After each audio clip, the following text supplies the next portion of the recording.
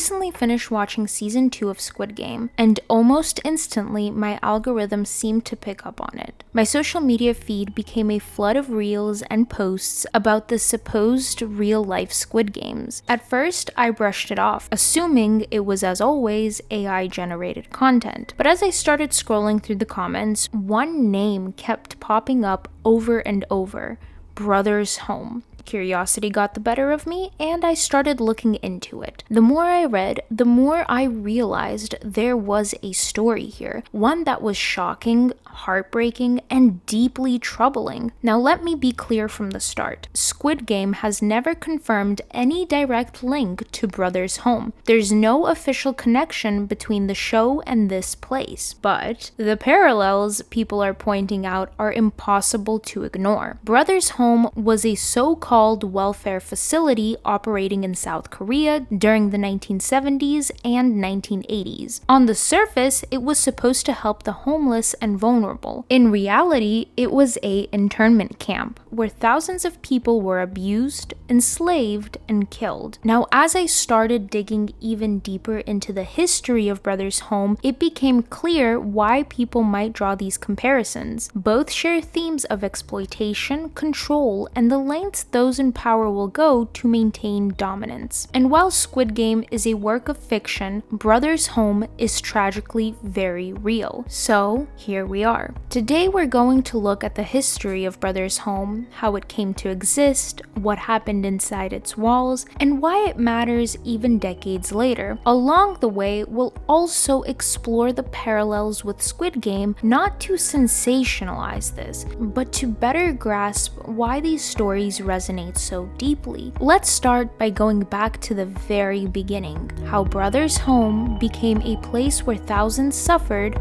under the guise of care.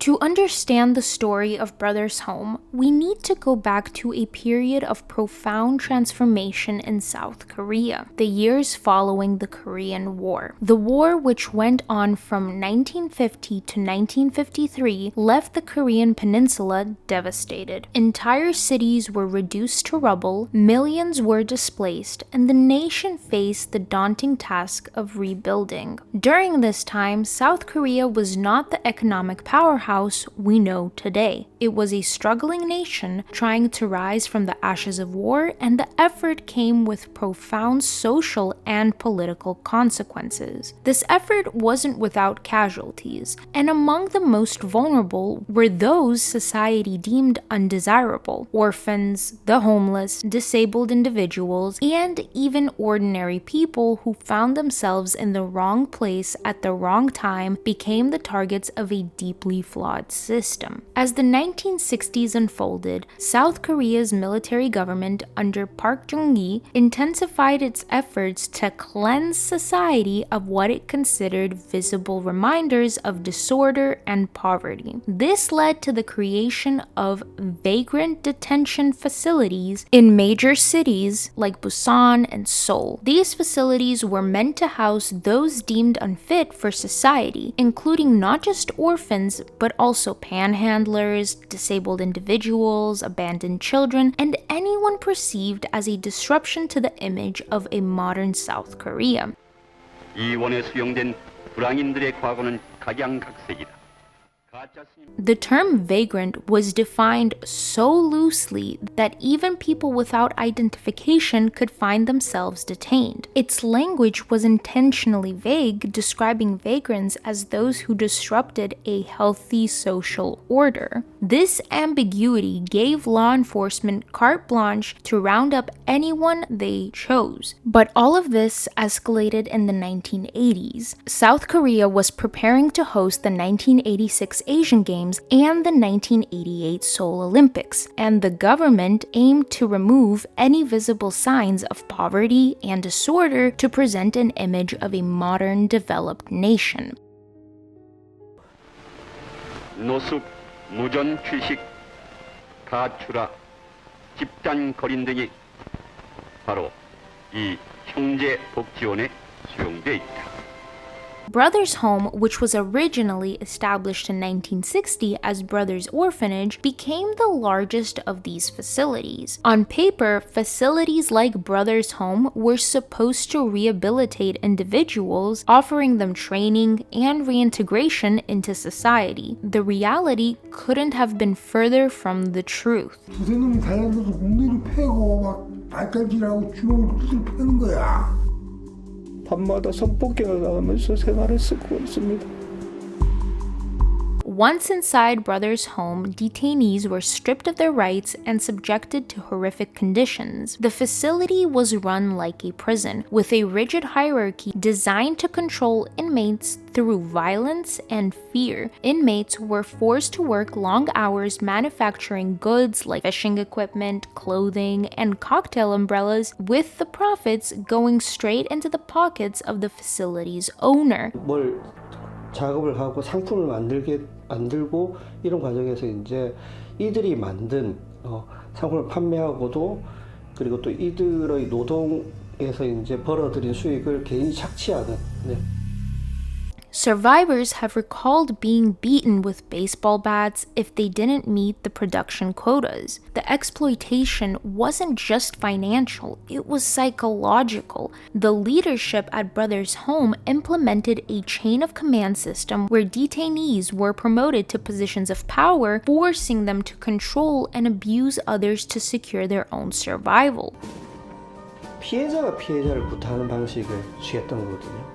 Now, the use of religion added another layer of manipulation. Lim Young-sun, the facility's director and now a Presbyterian pastor, held regular religious services in a church built by the detainees themselves. Survivors reported being forced to attend these services where religion was used to justify the violence they had endured. This exploitation of faith not only deepened the psychological scars, but also provided like this protective layer to Brothers Home, shielding them from public scrutiny. Punishments in the facility were cruel and often referred to as games by those in charge. One punishment, called the Hiroshima game, involved hanging inmates upside down and beating them if they fell. Now, between 1975 and its closure in 1987, Brothers Home became synonymous with cruelty. According to sources, it is stated that at least 657 victims had died within its walls. Those survivors believe the number is much higher.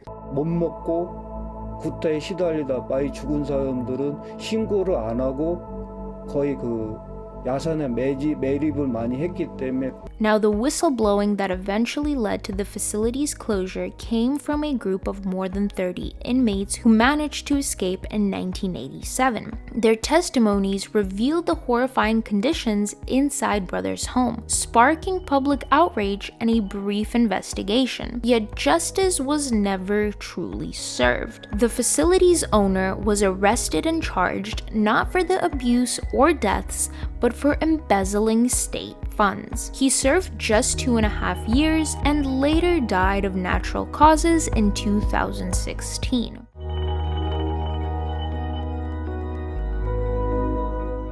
Now, as we move deeper into understanding the horrors of Brothers Home, we must focus on the survivors and their ongoing fight for justice. While the facility officially closed its doors in 1987, the scars left on those who endured its brutal conditions have not healed. One of the most harrowing accounts comes from Jong-sun, who was abducted at the age of 8 alongside his sister. 동생인 내가 누나한테 그 말을 해야 되는 그런 비참함들이 있는 거예요. 그리고 한편으로는 그게 죄의식인 거예요. Han's sister was eventually confined to the Brothers Home mental ward. 계속 매질과 고문과 기압으로 통제를 하려고 했음에도 불구하고 안 되기 때문에 허가받지 않은 CP제라는 게 있어요. 정신과 약인데 그런 약들을 누나한테 강제 복용을 시켜요.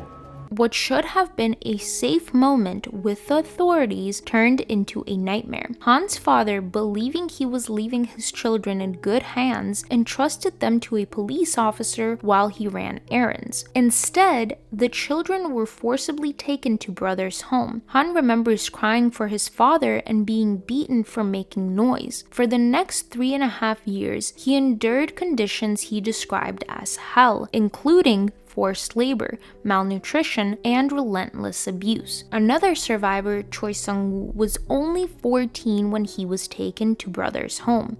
이 사진이 보면 5살 때거든요.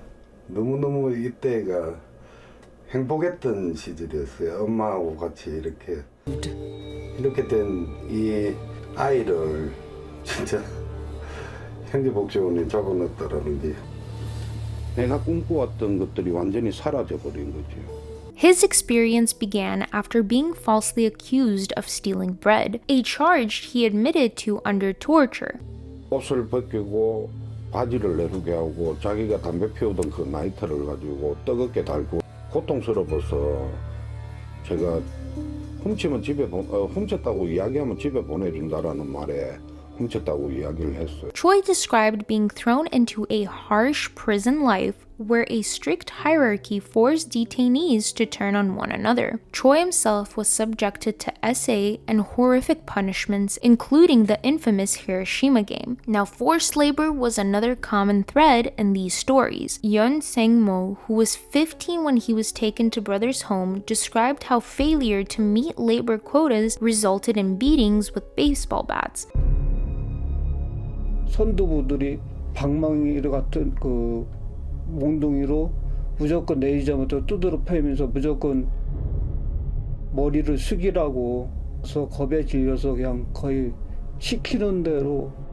This exploitation, coupled with the lack of basic human rights, painted a grim picture of life within the facility. For survivors like Han and Choi, the struggle didn't end when they left brother's home. The stigma of having been associated with the facility followed them, making reintegration into society nearly impossible. Choi described perpetually branded by his past and shunned by others. The trauma of their experiences has left many grappling with mental health challenges, and some, like Choi's younger brother, took their own life. The societal indifference that allowed brother's home to operate has persisted in the form of neglect for its survivors. However, despite these challenges, survivors have continued to fight for recognition and reparations. Han has protested outside South Korea's National Assembly since 2012, demanding a formal investigation into the atrocities. Choi joined him advocating for justice despite his declining health. Their efforts have not gone unnoticed. In 2020, South Korea passed a law allowing for investigations into past human rights violations, including those at brother's home. While this has marked a significant step forward, progress has been extremely slow. And another cherry on top of this, and I mean this extremely sarcastically, adding to the survivors' frustrations, Park's family continues to benefit from the assets reportedly funded by embezzled money. Survivors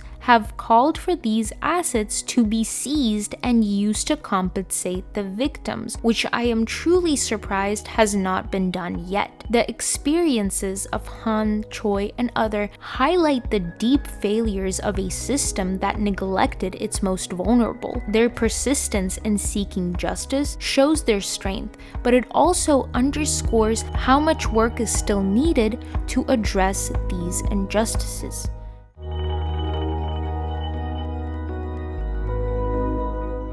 Now, when exploring these horrifying realities of Brother's Home and the fictionalized nightmare of Squid Game, it's easy to see why some people have drawn connections between the two. Both revolve around systems that exploit the vulnerable and reduce human lives to mere commodities for someone else's benefit. However, it's important to establish upfront that Squid Game's creator Hwang Dong-hyuk has never cited Brother's Home as an influence. Speaking to Variety, Hwang Hwang explained that his inspiration came from Japanese survival game comics and animations, as well as his own financial struggles. Now, Hwang also found inspiration in the 2009 Sangyeong motor strike, where workers faced violent suppression during a 77-day sit-in, which showed the same deep inequalities as in Squid Games. Despite this, the thematic and visual parallels between Brothers Home and Squid Game provide plenty of material to unpack. Now let's start with the foundational premise of Squid Game. Desperate individuals, crippled by debt and systematic inequality, are lured into a deadly competition where their lives are reduced to entertainment for the elite. At Brothers Home, while the setting was very different, the dynamic of exploitation was similar. One parallel lies in the concept of dehumanization. In Squid Game, participants are stripped of their names, referred to only by numbers, and forced to wear identical uniforms, reducing them to faceless pawns in the game. At Brothers Home, detainees were similarly dehumanized, treated as commodities rather than individuals. Then there's the role of public complicity.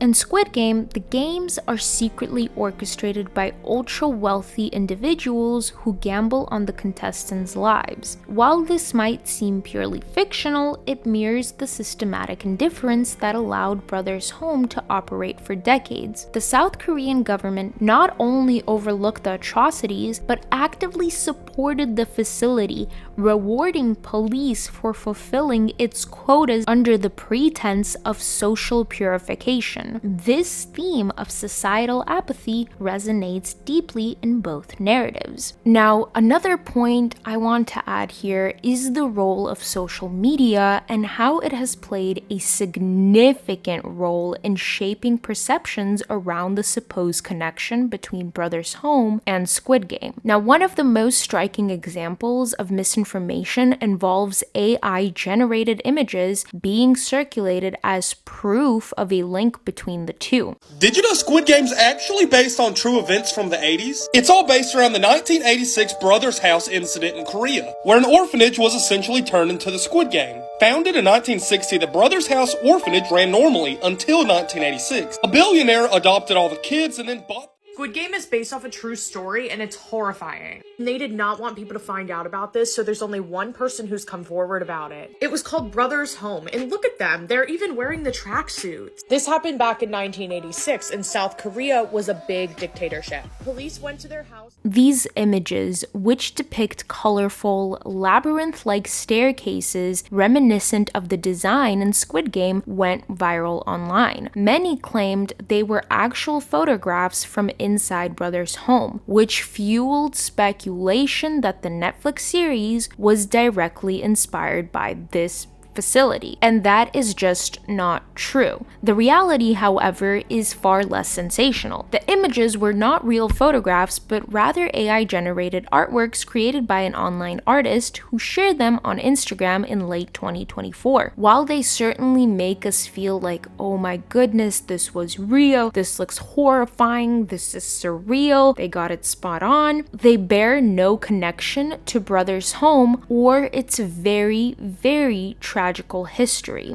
Yet, this hasn't stopped creators from misinterpreting them, using the viral appeal of Squid Game to garner attention and spread misinformation. Now, as we close this chapter, it's clear that the parallels between Squid Game and Brothers Home are striking but also complex. While the Netflix series wasn't directly inspired by the horrors of this facility, the shared themes of exploitation, dehumanization, and systematic inequality are impossible to ignore.